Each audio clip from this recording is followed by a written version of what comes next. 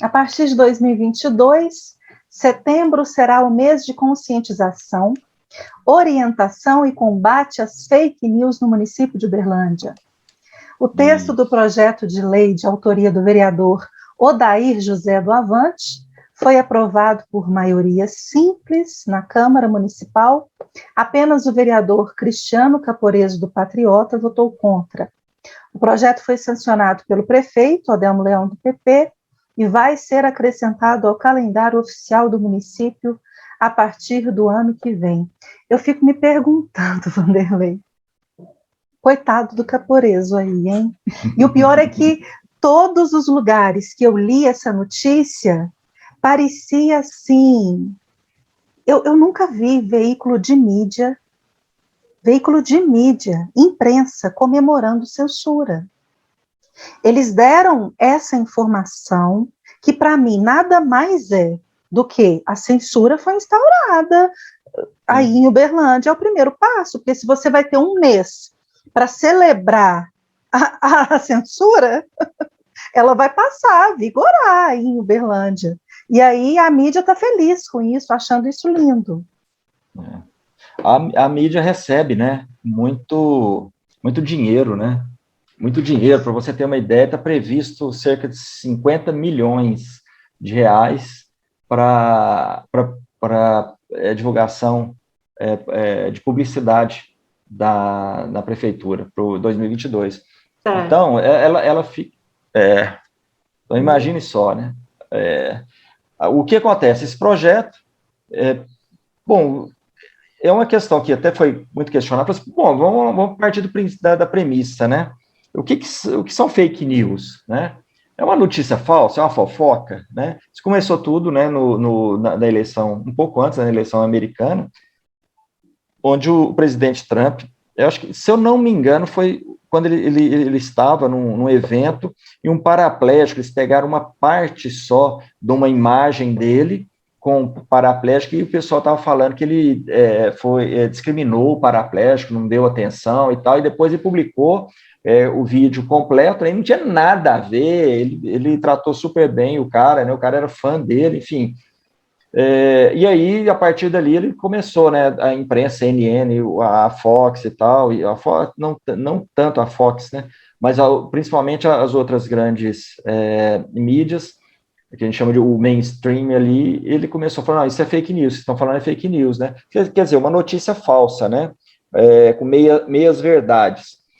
E isso trouxe o quê? A mídia hoje está totalmente desacreditada, né? O cidadão médio, através das redes sociais, a gente brinca, né? Antigamente, a década de 70, você ouvia um zum na rua, aí você ia para casa para assistir, por exemplo, na época o Jornal Nacional, ou falei, não, deixa eu descobrir o que tem de mentira ou de verdade nisso aqui, né? Desse determinado assunto. E hoje é o contrário, o cara ouve alguma coisa, se ele tiver paciência para escutar esse tipo de jornalismo barato que é feito aí, tanto a nível local quanto nacional, aí ele vai, sim, nas redes sociais ali, ele consegue ter versões do mesmo assunto de um outro espectro, né? Diferente dessa tendência esquerdista aí, né, que ocupa 80%, 90%, acho que é ocupado por militantes, né, esses jornalistas militantes. Esse projeto, olha só que interessante, fala assim, a prefeitura poderá firmar convênios e parcerias com entidades sem fins lucrativos e instituições que tratam do tema para a realização de eventos, campanhas e atividades das mais variadas, né?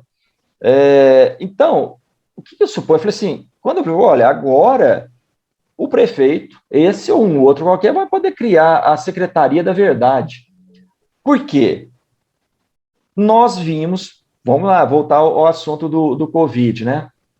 O tratamento precoce, nós sabemos que toda doença, seja câncer, qualquer doença que a gente aprende isso pequeno, olha, vai ao médico, faz exames, né? Você faz uma série de exames, você faz uma consulta médica, ele já te passa um remédio. Quando você sente você não está bem, né? Algum desconforto que você sente, uma febre, ou você está com uma dor no braço, seja lá o que for, você procura o médico nos primeiros sinais, sintomas, né? E isso é mais do que natural e lógico, quer dizer, essa doença, todos nós sabemos, ela for tratada logo no início, a probabilidade dela não evoluir ou ela terminar por ali mesmo é muito maior. Aí você entrando com a medicação adequada e tudo mais. Criou-se o Acelema por conta das medicações, né, que foi o Bolsonaro falar até o tratamento do protocolo criado, né, pelo Didier Raoult, que até então era um cara muito querido, né, no meio científico, era um cara, assim, meio que endeusado, porque ele realmente é um cara muito competente. Esse protocolo foi adotado pelo Dr. Zev Zelensky, em Nova York, com muito sucesso, já tinha sido utilizado também na Índia, mas, por enquanto, porque o presidente falou, né, na HCQ, né, vamos falar assim, porque senão eles ainda cortam esse vídeo aí depois, né, e outros, como a ivermectina, né, aquele pacote, né, de medicações utilizadas. E, no entanto, o que acontece? A mídia fala o quê? Não, isso não existe, isso aí é curandeirismo, né? Nós vimos isso muito, né, na CPI sendo debatido aí, aquela CPI da vergonha. Então, o que acontece? Quer dizer que a prefeitura, um pouco antes da eleição, aqui em Uberlândia, né, eu achei legal, né, porque setembro, e não dezembro, janeiro ou março, por que setembro? Gozada, é um pouco antes da eleição, então será que eles vão poder utilizar, com essas entidades, fazer reuniões, como eles falam, né, campanhas contra fake news? E o que são fake news, então? Então quer dizer que a prefeitura agora, através dessa Secretaria da Verdade, que eu imagino que o prefeito vai querer criar essa secretaria, né, e vai começar a dizer para o povo o que é verdade e o que é mentira. Então, assim, esse projeto é mais um daqueles projetos absurdos, né? E eu esperava que o prefeito não sancionasse isso. Falei, pô, vai chegar, ele não vai sancionar Não, mas é assim, como um bom protótipo de tiranete, né? Então, acho que ele gostou da ideia, né, de poder falar para o povo o que é verdade, o que é mentira. É mais um absurdo. E incrível, só o vereador, né, no caso Caporeso, que foi contra, né, foi uma votação simbólica simples, todo mundo aplaudindo o projeto, por mais bem intencionado que o cara tenha, gente, fofoca, ela existe, vamos lá no Jardim do Éden, né, quando ela come isso aí, que você vai se parecer com Deus, né, e a Eva foi lá, comeu e ainda deu para o Adão. Então, isso sempre existiu na humanidade, cabe a nós, cada um de nós, através daquilo que você tem, das suas experiências, né, da sua cultura, daquilo que nós aprendemos, você discernir. Não, isso aqui é fato, não, isso aqui, não sei, mas eu não tenho uma opinião formada sobre isso, né? Sobre esse tema, vou me aprofundar e vou saber se isso é verdade ou não. Então, cabe a cada um. Não é o Estado que tem que te falar o que é verdade e o que é mentira.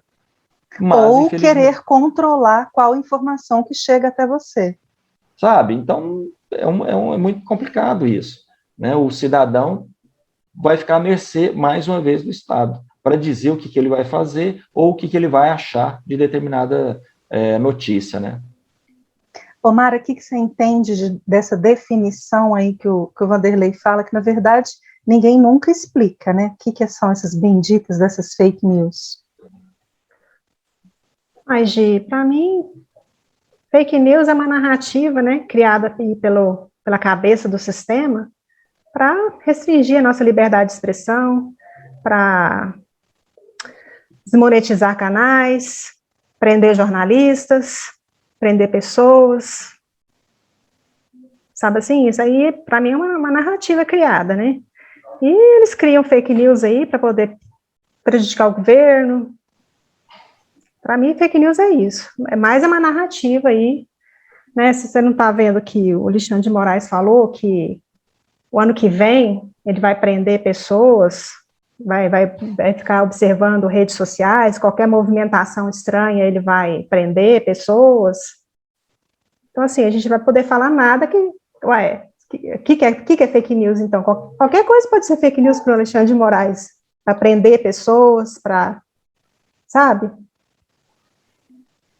Para mim é isso, fake news. E durante essa pandemia, o que a gente mais viu foi manipulação da informação, né, Ellen? E principalmente nas mídias tradicionais, que não são taxadas pelo rótulo de fake news. O que a gente tem mais visto é é desinformação, mas desde que você esteja falando o que eu quero que você fale, então tá tudo bem, tá permitido. Agora, se você começa a falar alguma coisa que eu não quero que você fale, então você vai ser censurado, seu perfil vai ser bloqueado, né? Então isso está cada vez mais comum. Quer dizer, mais uma vez, eles estão tolhindo a nossa liberdade. Liberdade da gente se expressar, liberdade da gente opinar, né? E agora eles inventaram esse crime de fake news. Eu venho de uma época em que, quando você feria a honra de uma pessoa, em que você falava alguma coisa que era de fato uma mentira, e era uma mentira contra a sua honra, era uma mentira contra o seu caráter, já tinha leis para isso. Uma lei que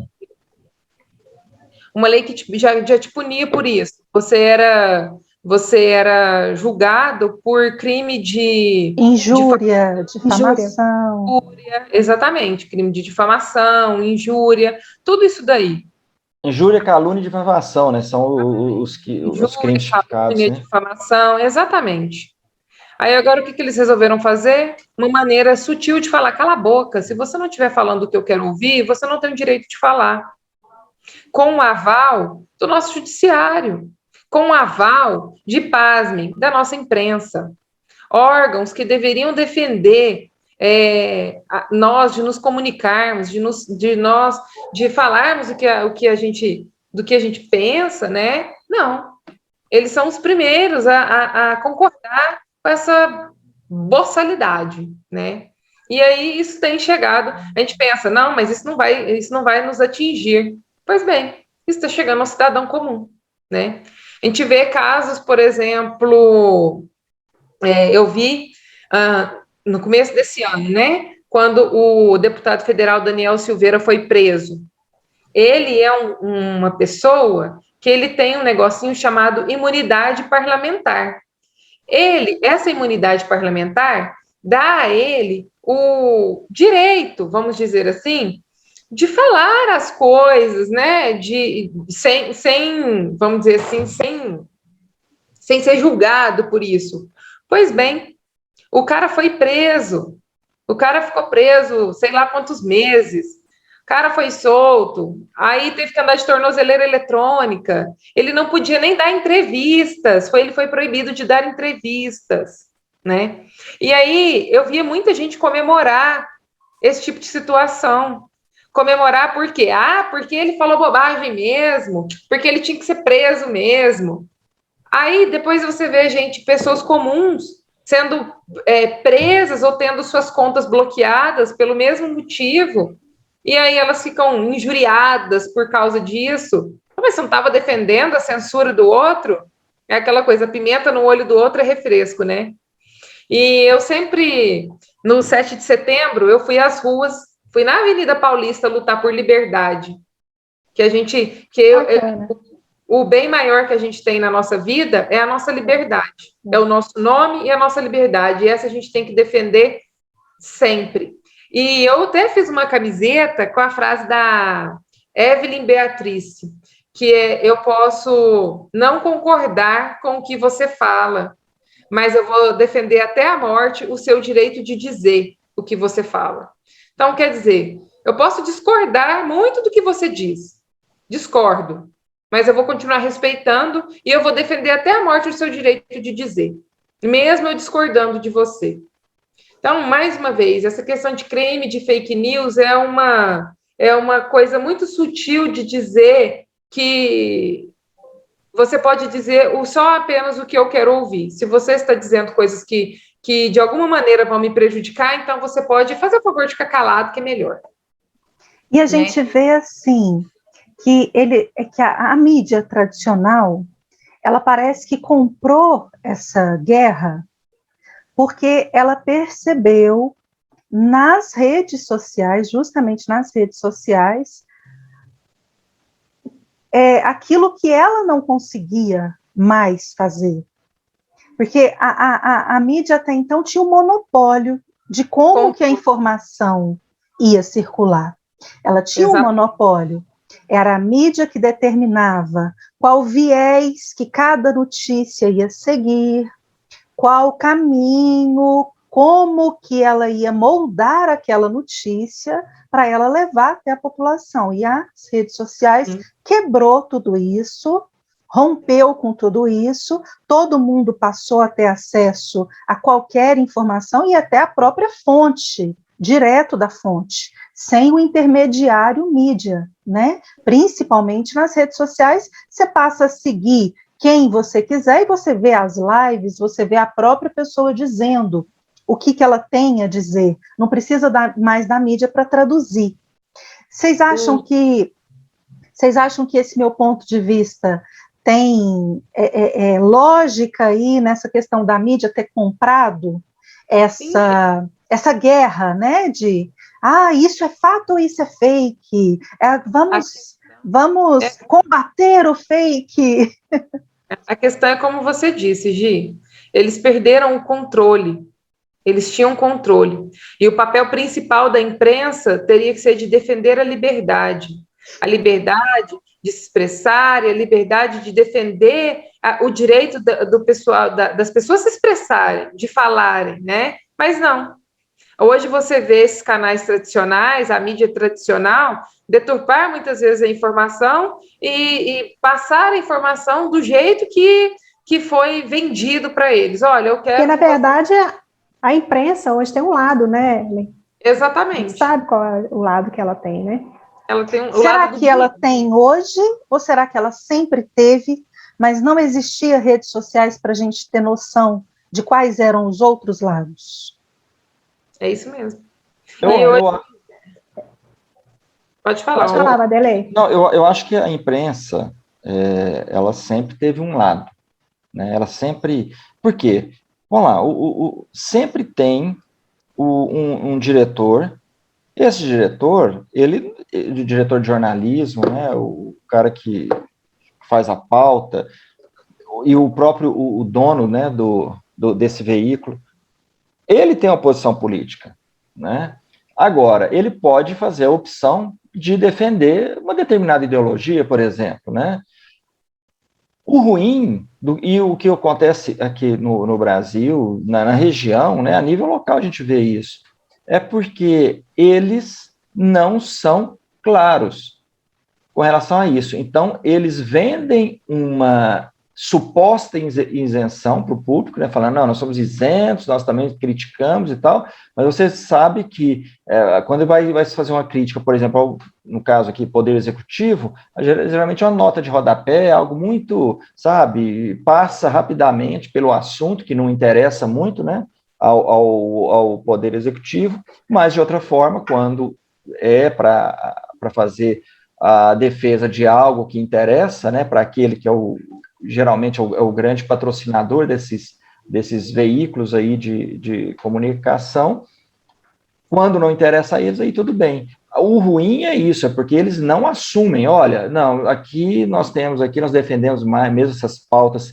progressistas, né, não deixa isso claro para o consumidor, e vende uma roupagem, eles se vestem com a roupagem de isenção, e a gente sabe que isso realmente não existe.